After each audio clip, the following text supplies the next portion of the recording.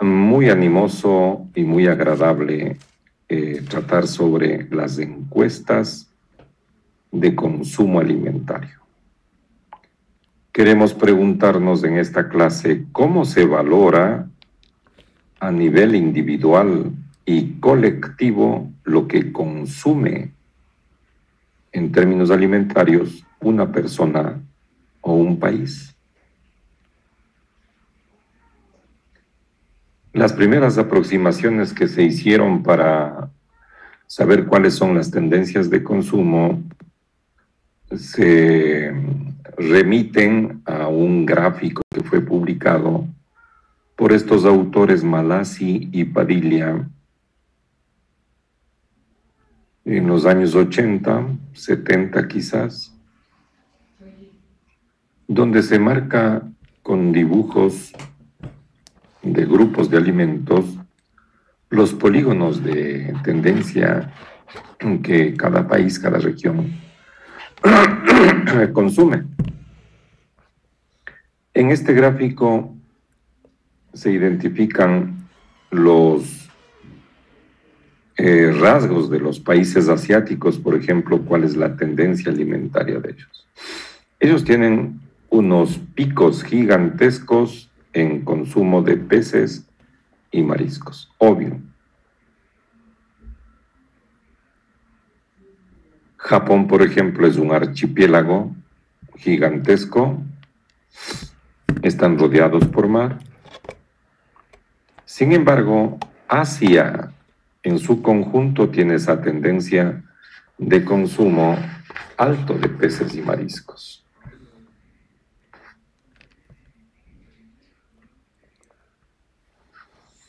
Y esa condición ya puede establecer alguna relación sobre lo que podría asociarse con patologías que son muy frecuentes en cada región. Ejemplo, en los asiáticos, una prevalencia curiosamente muy alta de cáncer gástrico. Y ustedes no vivieron la época de las hipótesis que se lanzaron sobre la etiología del cáncer gástrico. Una gran parte de los investigadores decían que se deben a ciertos hábitos alimentarios, a la ocurrencia del consumo, por ejemplo, de carnes ahumadas, de metales pesados que están en el agua que se toma, en fin, una serie de cuestiones. El hecho es que Japón desarrolló muchísimos centros de investigaciones en el mundo entero sobre cáncer gástrico. ¿Le interesaba el Ecuador? Claro, porque aquí también era muy alto. Y es por eso que creó un centro con toda la infraestructura japonesa en el Hospital Andrade Marín. No sé si seguirá funcionando ese centro. El objeto, establecer relaciones de asociación ya con la alimentación, con la tipología alimentaria, con otros factores que no estaban muy claros en ese entonces. Hasta que la propia Organización Mundial de la Salud elevó a la categoría de agente patógeno oncogénico a una bacteria, el Helicobacter pylori. Y por ahí empieza la explicación de todo esto.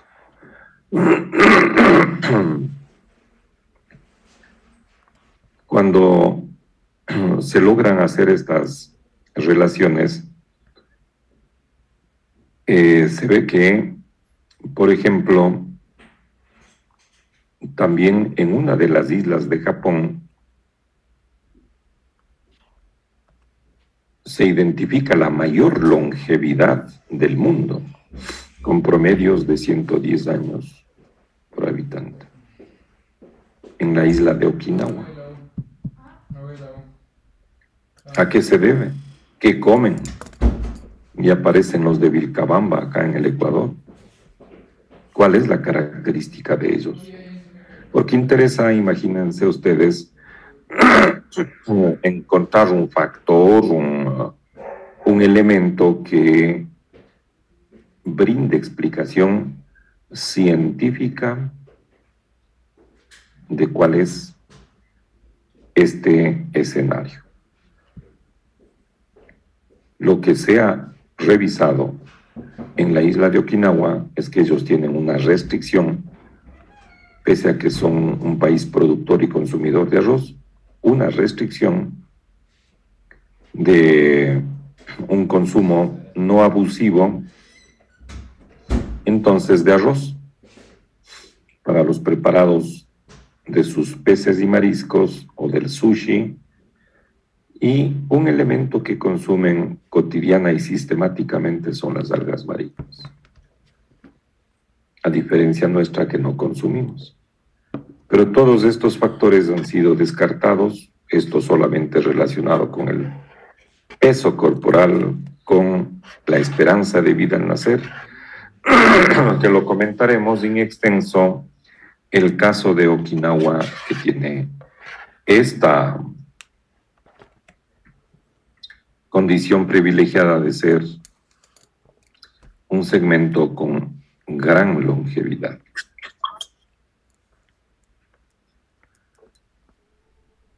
¿Qué pasa con la alimentación en Estados Unidos y en Europa? Esta pirámide de Malas y Padilla hace un registro de un consumo altísimo, altísimo, que se desborda de los límites de la normalidad, aceptada entre comillas, de lo que es el consumo de carnes rojas, por ejemplo. Entonces, ese cúmulo gigantesco de consumo de carnes rojas, de azúcares, de absorción fácil, procesadas, es una de las explicaciones que se logra cuadrar en la explicación entonces del síndrome metabólico. Lo que quiero decir con estas tendencias de consumo alimentario es que son rastreadores de cuáles son las condiciones de alimentación de una población y qué determina en esa población. Como en el caso de Okinawa, longevidad, como en el caso de algunos países asiáticos, incremento notable de la frecuencia de cáncer gástrico, incluido Japón, infarto de miocardio y enfermedad cerebrovascular en el caso de Estados Unidos y del mundo occidental, etcétera, etcétera. Y en este gráfico que yo me acuerdo que lo revisé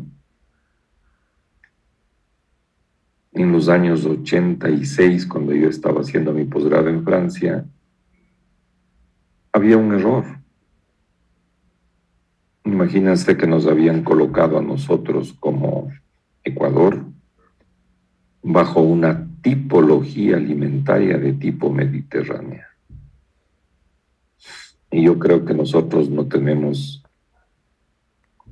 la menor organización de una dieta de tipo mediterránea. Eso marca una falencia de ese estudio y es probable que hayan otras falencias que lo que sirven es para decir cuál es el alimento o los alimentos, los grupos que son más frecuentemente consumidos. Nada más.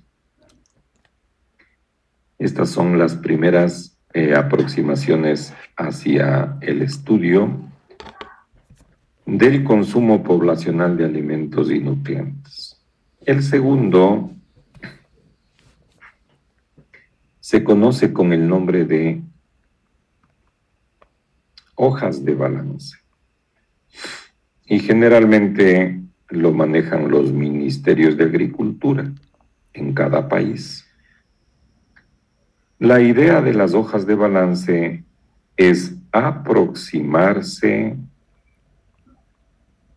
a estimar la disponibilidad de todos y cada uno de los alimentos y bebidas que son necesarias y que forman parte del costumbrismo, en el caso nuestro, ecuatoriano.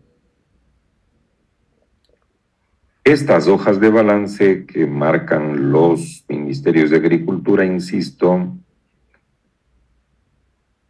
sirven para garantizar ni más ni menos que la seguridad alimentaria y nutricional de la población. Es una hoja, es un inventario gigante, tal y como tenemos, por ejemplo, en nuestras casas, esas hojitas del Supermaxi donde se anota qué es lo que falta para comprar en esta semana que nos toca compras, o anotas en una libretita, o retienes en tu cabeza, dices ya no hay papas, ya no hay arroz, los huevos ya se están acabando, hay solamente 4. Esa es la idea de las hojas de balance y funcionan como un estado de cuenta bancaria. Todos ustedes, todos tenemos, todos nosotros una cuenta de banco. Y la cuenta de banco funciona en al menos 3 columnas donde hay ingresos. Todo lo que entra a tu cuenta son los ingresos. De los ingresos salen los egresos, y eso es resta de los ingresos por efecto de los egresos. Y luego hay un total. Tenía tanto, he gastado tanto, me queda tanto. Esa es la lógica de un balance bancario. Pongamos un ejemplo para que ustedes observen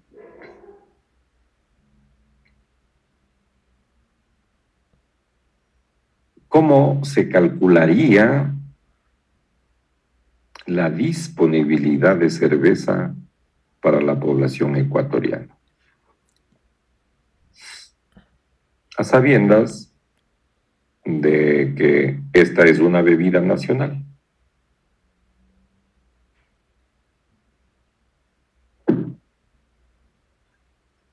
Ese es el gran conocimiento que se tiene, porque cuando se pregunta ¿y cuál es la bebida de los ecuatorianos? La cerveza.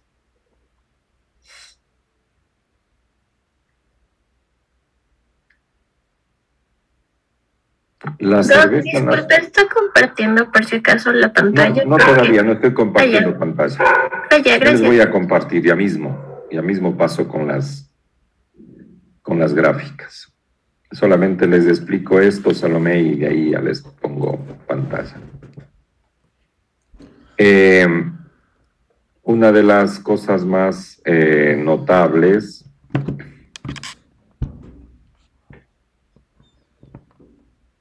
por supuesto es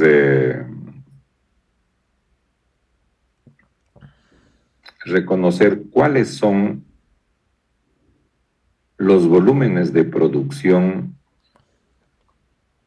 de cerveza que tenemos en el Ecuador. ¿Cuáles son las cervezas nacionales?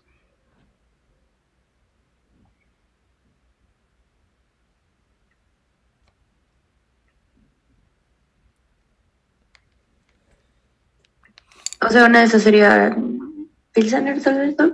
La Pilsener es una de las cervezas nacionales, en efecto, sí.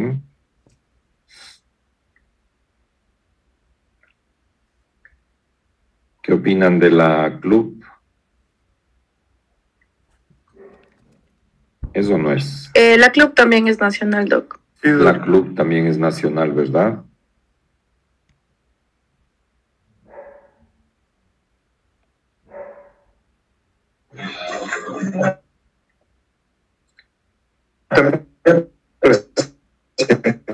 Las artesanales.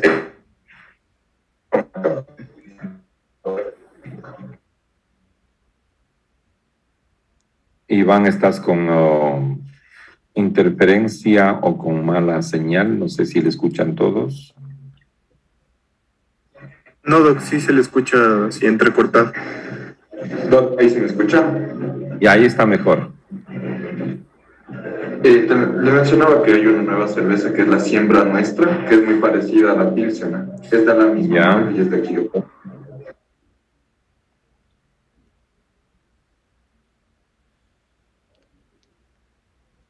Se llama La Siembra Nuestra.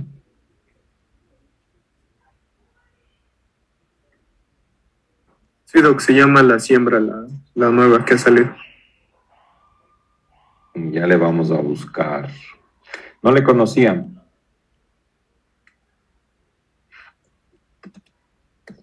Doc, de ahí también podrían ser todas las, bueno, en marcas de artesanales y no sé muy bien, pero hay también bastante variedad de todas las que son marcas de artesanales.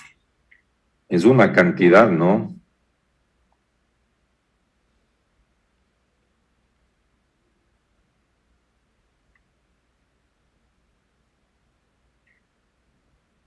La verdad es que hay una cantidad enorme de cervezas.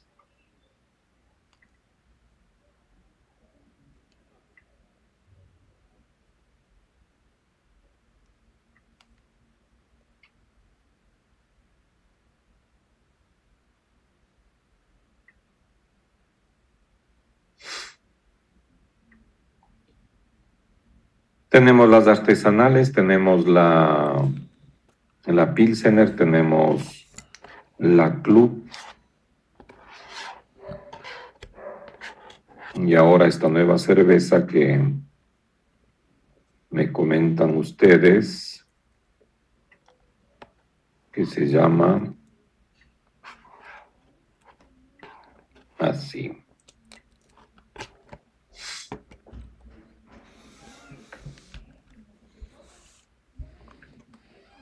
¿Y alguien ha tomado? ¿Saben qué tal es el sabor?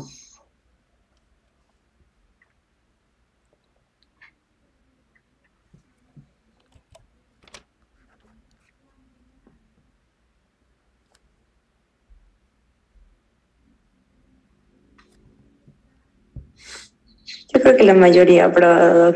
No sabe tan mal. O sea, no sabe mal. Regular, Doc. Ajá, es ya regular.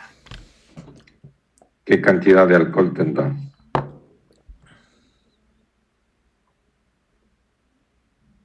Cuatro, tres.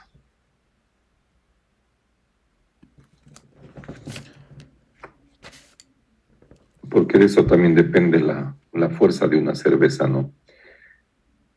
Y entonces la hoja de balance se hace así. En la primera columna vamos a poner todas las toneladas de cerveza Pilsener, de cerveza Club, la siembra, las artesanales, que son cervezas de producción local. A esta columna de ingresos hay que sumar las cervezas que se importan, porque también se consumen cervezas importadas. ¿Recuerdan algunas 3 marcas de cervezas que son importadas? La Corona, Doc. Corona, La Budweiser, la Heineken y hay otra también, no me acuerdo el nombre. la Budweiser, la Heineken, la Kronenberg,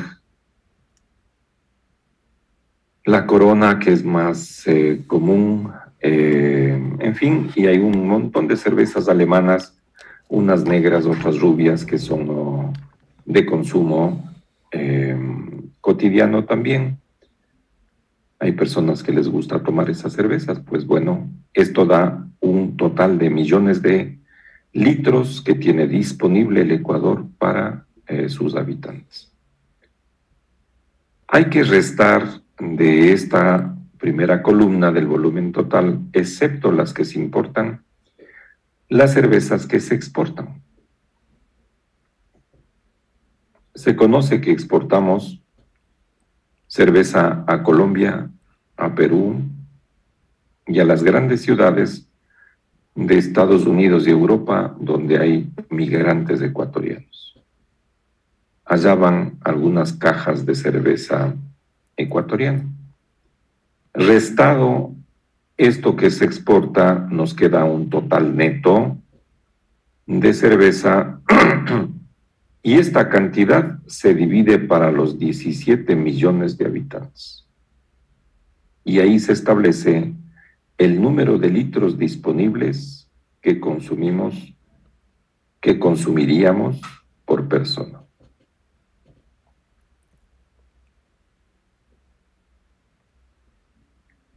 Esta relación es muy interesante porque una asegura el mercado y la producción tiene que estar ajustada a las demandas del mercado. ¿Creen ustedes que incremente la producción y el consumo de cerveza en la época del Mundial de Fútbol o no? Sí, doctor, sí, incrementar. Seguramente sí, porque hay mucha concentración de partidos de fútbol en los bares, en los restaurantes, en todo lado. Entonces, no se puede obviar la cantidad de cerveza que se tiene disponible por habitante. También les saldrán preguntas a ustedes. ¿Y qué pasa con los niños chiquititos que no toman cerveza? ¿Y qué pasa si están dentro de los 17 millones? También personas como cualquiera de ustedes que dice, a mí no me gusta la cerveza, yo no tomo ni medio vaso. Pues simplemente es una contabilidad teórica que se hace así y que termina estableciendo cuáles son los volúmenes que al menos dispones tú como persona. Y lo que no te tomas tú, ni se toman los niños, se toman otros. El hecho es que hay una disponibilidad. Bajo estos cálculos se llegó a establecer que no somos tan buenos tomadores de cerveza.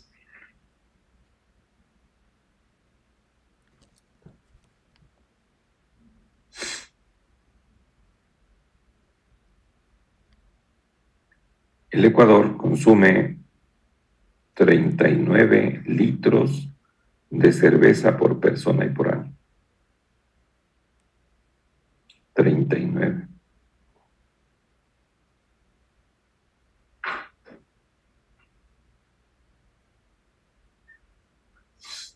Lo cual es interesante si comparamos con América Latina. ¿Qué país creen ustedes que es súper consumidor de cerveza? Tal vez puede ser Me quedo Colombia, Doc.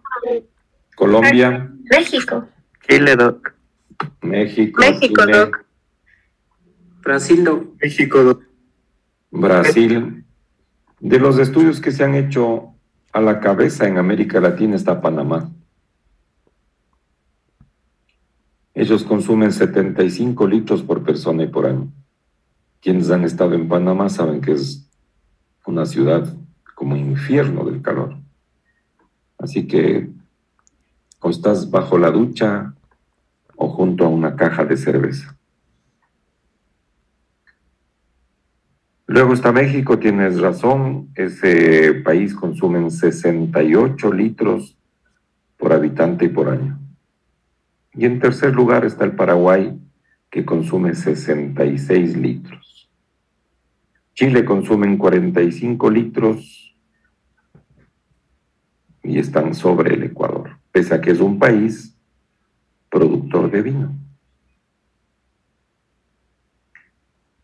Lo curioso a nivel mundial es que el país con mayor consumo de cerveza es la República Checa, está España y está Alemania.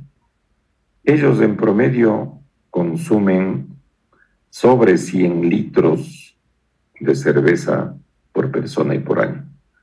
Y algunos cálculos estiman que pueden consumir más o menos 450 botellas de cerveza por persona y por año.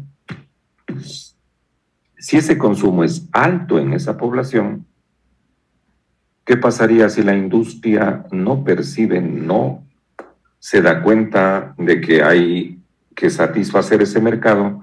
Pues primero el mercado se perdería y segundo, la gente se molestaría, ¿no? Porque tú llegas a tomar en un bar, en Alemania es clásico tomar cerveza, una cerveza alemana, qué delicia, y te dicen no hay. ¿Cómo que no hay cerveza en Alemania? Se cae el gobierno con todas las cervecerías. Entonces, esta es la primera ilustración que nos permite entender qué son las hojas de balance. Y así se hace para cada bebida, alimento o producto. Por ejemplo, se hizo el estimado de cuántos huevos consume el ecuatoriano. El estimado es 197 huevos por persona y por año en el Ecuador. ¿Qué cantidad de pan consumimos? Consumimos 28 kilos de pan por persona y por año. La Organización Mundial de la Salud establece que el promedio recomendable debería ser de 80 kilos por persona y por año. También se conoce que se consumen de 30 a 40 kilos de carne de pollo por persona y por año. Carne que es versátil en todo sentido y es relativamente barata. Termino con un ejemplo de las papas, que es un producto también muy propio de nuestro medio. Y el estimado está en 24 kilos por persona y por año. El país vecino del sur consume 90 kilos de papas al año cada peruano. Y Colombia, 55 kilos de papas al año, cada persona. Así se estima, mis queridos amigos, las tendencias de consumo usando las hojas de balance. Ese es el sentido y la intención para planificar la compra, los almacenamientos, las reservas de cada uno de estos productos. Saber cuándo vienen las cosechas, jugar con los costos, etcétera, etcétera. Hojas de balance. Ahora pasamos al tercer método, que se conoce con el nombre de recordatorio de 24 horas. Este método es muy interesante porque lo que queremos enseñarles a ustedes, primero es la teoría, y en la próxima clase haremos un taller del manejo de esta encuesta de 24 horas. Taller para que ustedes se familiaricen con las columnas que hay que llenar y que lo vamos a ver en una explicación muy bonita que me permito compartir inmediatamente en este minuto. Permítanme cambiar de pantalla.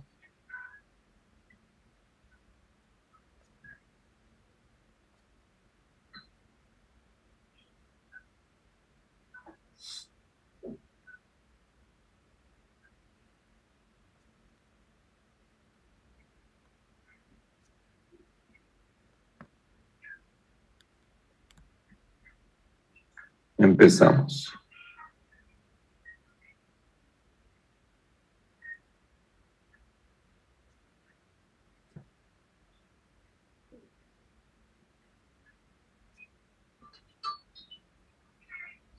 La Universidad de Investigación e Innovación de México, UIX, llega a Ecuador con una propuesta académica de doctorados de alta calidad.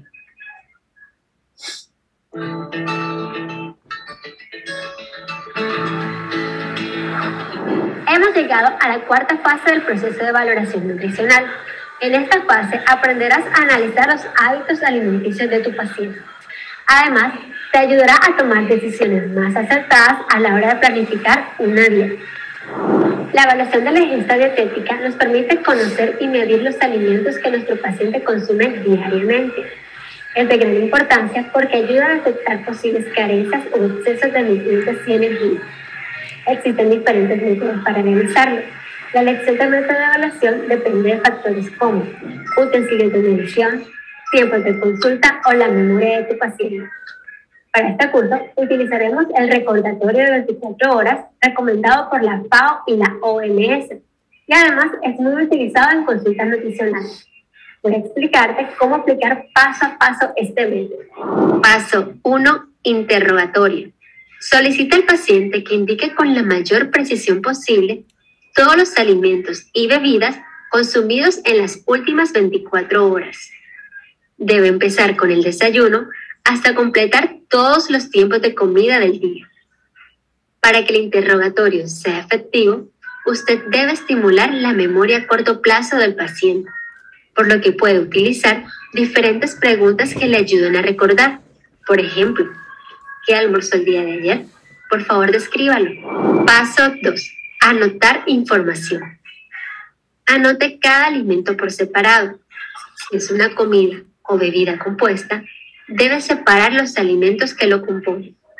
Por ejemplo, si el desayuno del paciente incluía café, debe anotarlo de esta forma: una taza de café, una cucharada sopera de azúcar.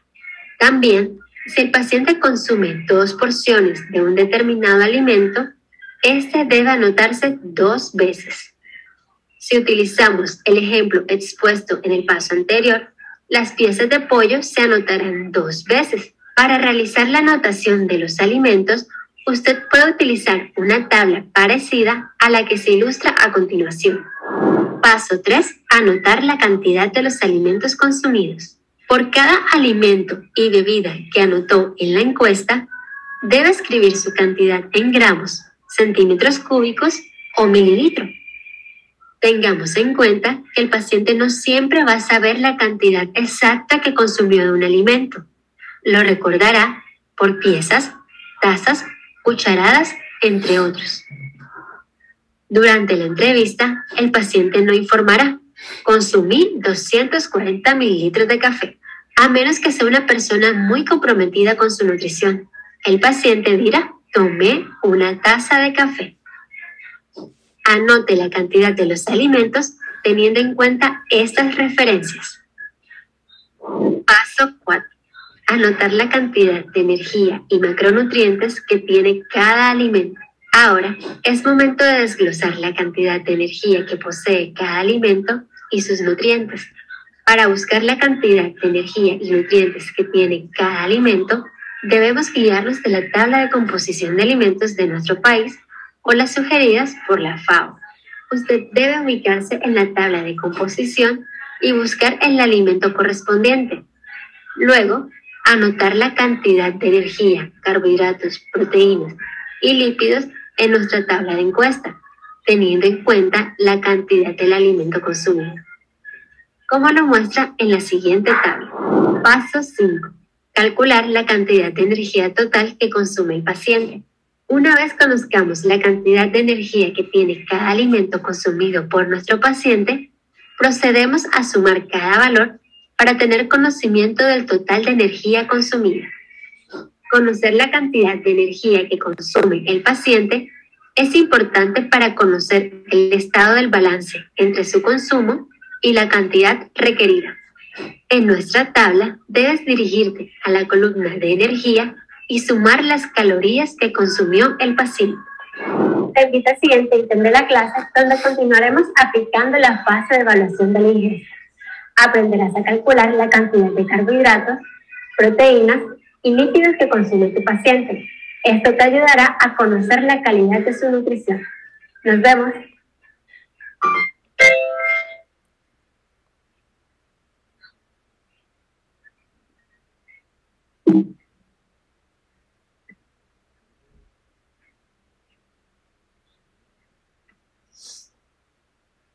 Bien, entonces, una cuestión realmente muy simple, como ustedes ven, a lo cual yo podría añadir solamente algunas directrices que son necesarias que se conozcan y se precautelen. Nunca se puede hacer una encuesta recordatorio de 24 horas cuando se intenta aplicar en un feriado o en un fin de semana. Tiene que ser siempre un día ordinario intermedio de la semana, que marca la tendencia. ¿Por qué? Porque en los feriados o en los fines de semana o se come mucho o se come poco porque te da pereza cocinar. Entonces no marca la tendencia real de lo que el paciente está citando en términos de su ingesta alimentaria diaria, cotidiana. La dificultad grande que se encuentra cuando te relatan los pacientes que han tomado tal producto, un ejemplo que yo suelo poner en el desayuno es cuando te dicen, sí, yo me tomé un jarro de leche con chocolate. Para el común de los corrientes, un jarro de leche es igual que lo que se puso en el ejemplo, una taza de café de 240 o 250 mililitros. Ese es un jarro, una taza. Lleva 250. Entonces lo que se hace es indicarle al paciente, ¿sería un jarro de este tamaño? Dice, no, mucho más grande, doctor. Sacas otro más grande. No, dice, más grande. Y termina sacando un jarro del tamaño de un vaso de licuadora. Esa ya es una cantidad gigantesca de consumo. Igual cuando se presentan las preguntas de cuántas unidades se comió. Claro, si tú le dices, ok, en el desayuno usted ha comido pan y queso. ¿Cuántos panes? Resulta fácil. Cuantificar y más o menos el pan de tienda estándar es relativamente próximo a los 100 gramos de pan. Y 100 gramos de pan calza en una mano. Eso es 100 gramos. Pero pueden haber otros tipos de panes que resultan más difícil su valoración. Para poder resolver esos líos, quienes realizan estas encuestas ya en el detalle mínimo, tienen paneles de fotografías con tamaños naturales para indicarles a los pacientes. Entonces, no, yo me comí un cachito, me comí un pan de tienda, me comí un no sé qué. Y es así como se intenta restringir al máximo de error que podrían consolidarse, pero como ustedes conocen, estamos marcando una tendencia para ver qué tan razonable es el consumo alimentario de estos pacientes que están expuestos a una dieta, a un régimen, o que no están en régimen y que comen más o menos todo lo que se les cruza.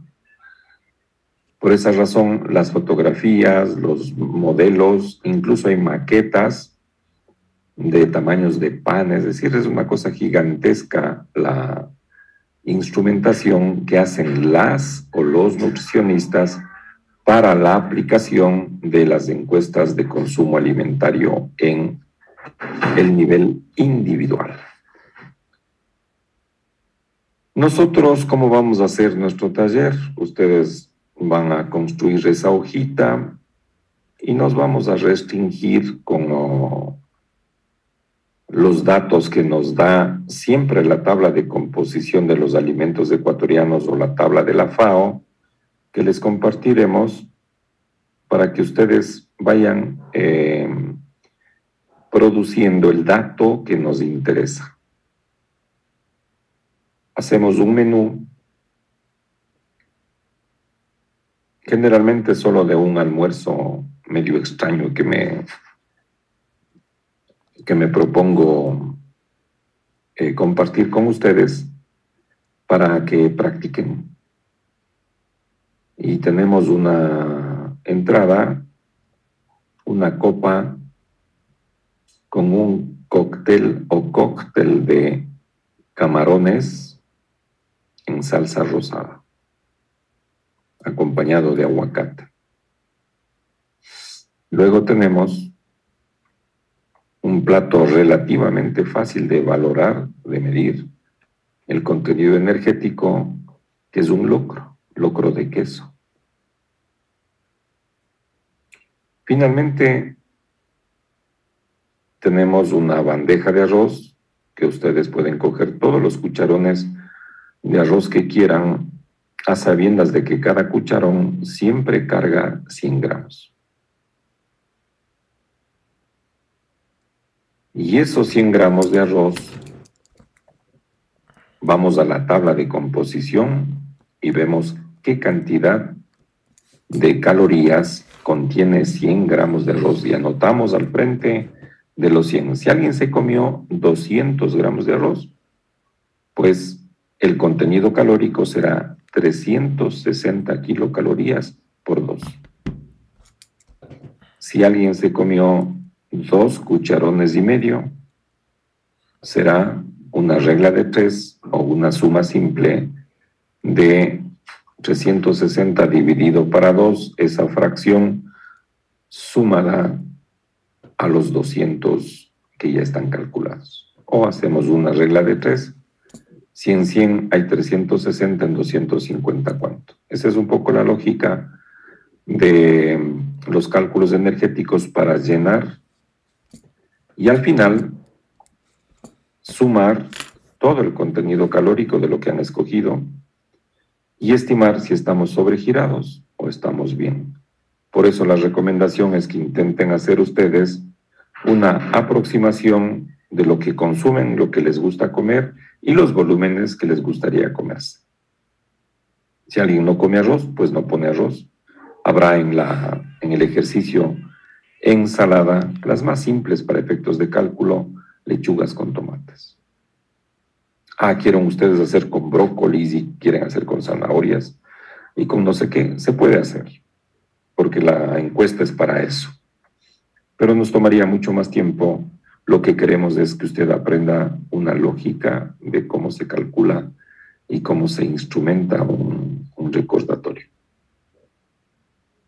Ponemos en el menú también todos los tipos de carnes rojas, ponemos carne de pescado, carne de pollo.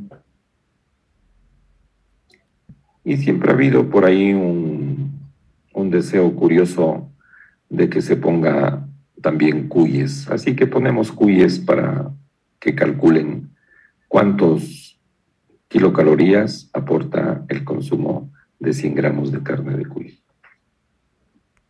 Ok, chicos, gracias por su atención y por su asistencia.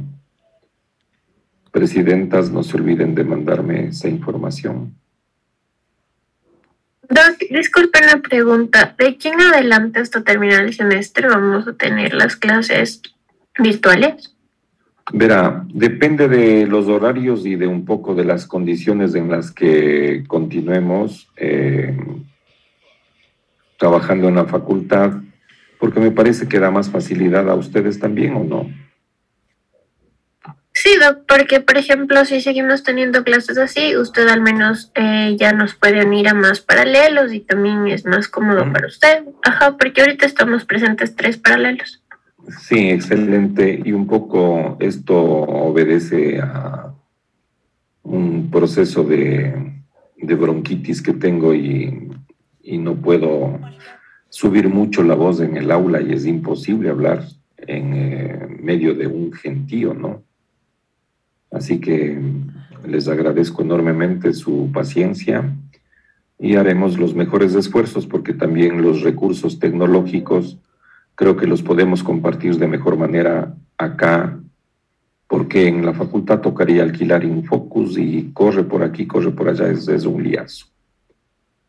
Eso es lo que pasaría, Salomé. Así que vamos a... Ya, entonces la otra semana está, de igual manera nos vemos aquí y que se recupere pronto. Sí. Gracias, igual a usted. Gracias, chicas. Gracias, chicos, que estén bien, cuídense mucho. Gracias, ¿no? Gracias, Ariana. Nos vemos. Valeria, chao.